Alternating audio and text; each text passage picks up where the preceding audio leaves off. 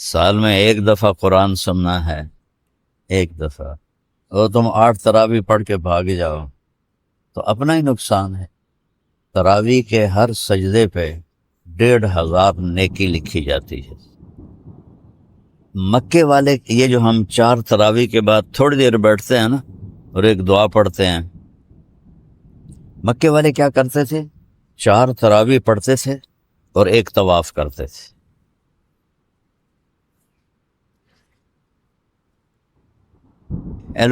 بہت سے لوگ تراویح نہیں پڑھتے، اتنا کھاتے ہیں کینج کر کے پائے ہوں ہن کے میں پڑھیے، اس لیے بعض 8 پڑھ کے بھاگ جاتے ہیں۔ کیا کام ہے باہر جا کے؟ سال میں ایک دفعہ قرآن سننا ہے، ایک دفعہ، اور تم 8 تراویح پڑھ کے بھاگ جاؤ تو اپنا ہی نقصان ہے۔ کوئی 8 تراویح پڑھ کے جانے سے گناہ نہیں ہوتا، لیکن نقصان بہت ہوتا ہے۔ تراویح کے ہر سجدے پہ 1500 نیکی لکھی جاتی ہے۔ تو 40 سجدے ہو گئے تراویح کے،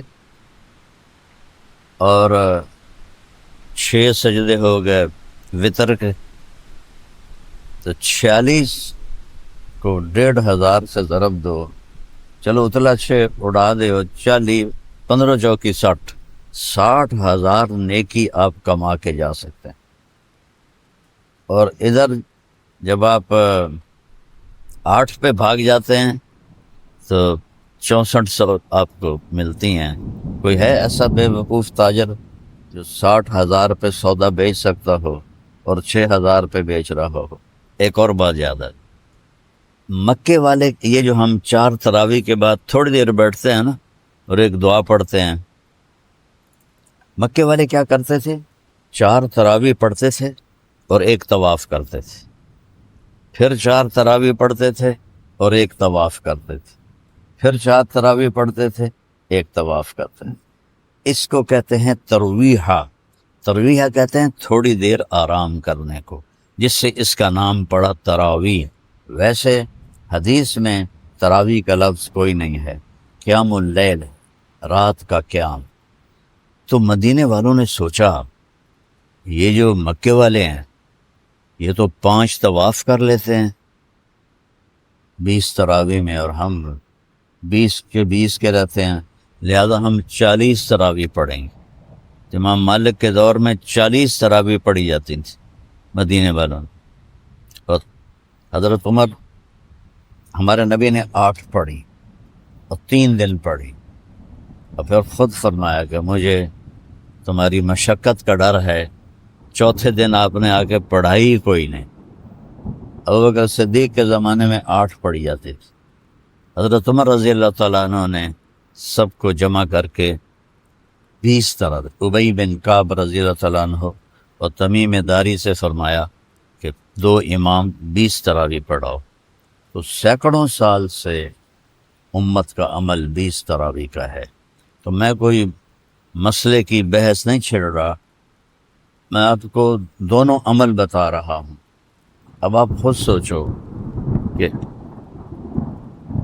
آدھے گھنٹے مزید کی مشقت سے آپ کو 64,000 نیکیاں ملتی ہیں، اور آدھے گھنٹے کی سستی سے آپ کتنی ہزاروں نیکیاں ضائع کر لیں۔ تو یہ کوئی عقل مندی کی بات تو نہیں۔ کوئی بیمار ہے، کسی کو کام جانا ہے، سفر کرنا ہے، مصروفیت ہے، ٹھیک ہے 8 پڑھ لیں، لیکن جو صرف اس واسطے کہ کھا ڈھیر لیا کھلوتا جاندہ نہیں، ڈکار تے ڈکار آ رہے ہیں، جگہ چلیے ساڑھے کول تو ہن نماز ہی نہیں پڑھی جانتی، تھوڑا سا کھا لیا کرو۔ کس پاگل نے کہا ہے کہ رج کے کھاؤ؟ ٹھنڈے بھی کھا رہے ہیں، گرم بھی کھا رہے ہیں، تو وہ میدا ہی ہے بیچارہ، کوئی وہ واشنگ مشین تو نہیں ہے کہ جو ڈالو گے اس کو دھو دے گا۔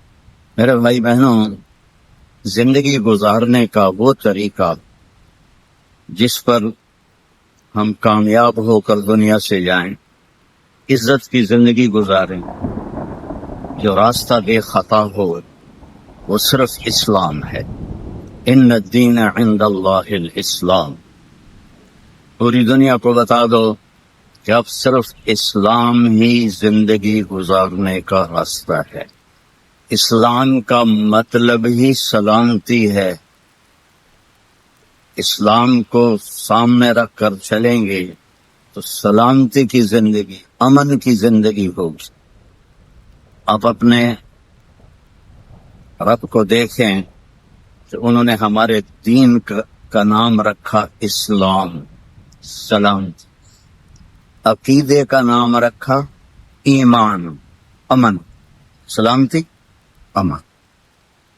اور اپنے محبوب کا نام رکھا محمد، جس کی تعریف کی جائے. دوسرا نام رکھا احمد، جو سب سے زیادہ اللہ کی تعریف کرنے والا ہو. ماں کا نام رکھا آمنہ، امن والی. باپ کا نام رکھا عبداللہ، عبادت والا، اللہ کا بندہ. اور جو اس وقت لیڈی ڈاکٹر تھی اس زمانے کی حضرت آمنہ کے ساتھ، ان کا نام تھا شفا. شفا، صحت، سلامتی. اور آپ کے خاندان کا نام رکھا ہاشم. ہاشم کا مطلب ہے کھانا کھلانے والا. ہمارے نبی کے پردادا کا نام تھا عمر.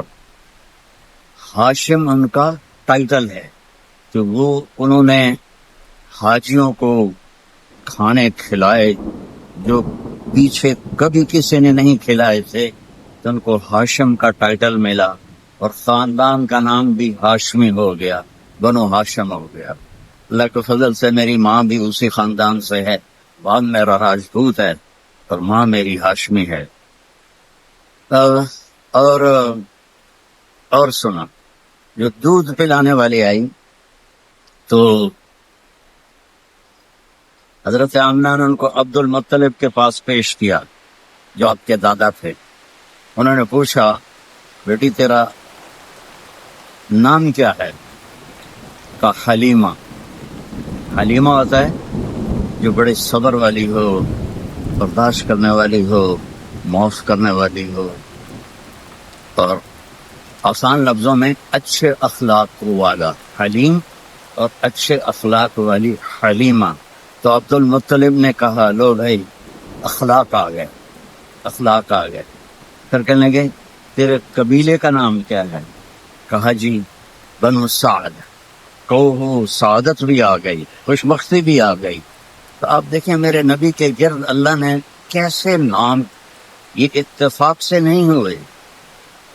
مالک نے ہمیں ہر پہلو سے تسلی دی کہ سلامتی والا راستہ بتاؤں گا، تم سلامتی والا نبی آئے گا. بالمؤمنین رؤوف الرحیم.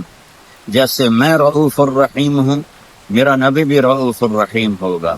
اللہ نے اپنے صفاتی نام کسی کو نہیں دیے. اللہ اپنے بارے میں کہتا ہے ان اللہ بالناس لرؤوف الرحیم، میں تمہارے لیے رؤوف الرحیم ہوں. پھر اللہ اپنے ہمارے نبی کے لیے فرماتا ہے بالمؤمنین رؤوف الرحیم. یہ میرا نبی بھی اپنی امت کے لیے رؤوف ہے، رحیم ہے. تو اللہ اپنے علم کے ساتھ ہمیں ایک راستہ دے رہا ہے. اور اللہ کا علم کیا ہے؟ یعلم ما فی البر والبحر. بحر و بر میں جو ہے سب جانتا ہے. ما تسقط من ورقۃ الا یعلمها.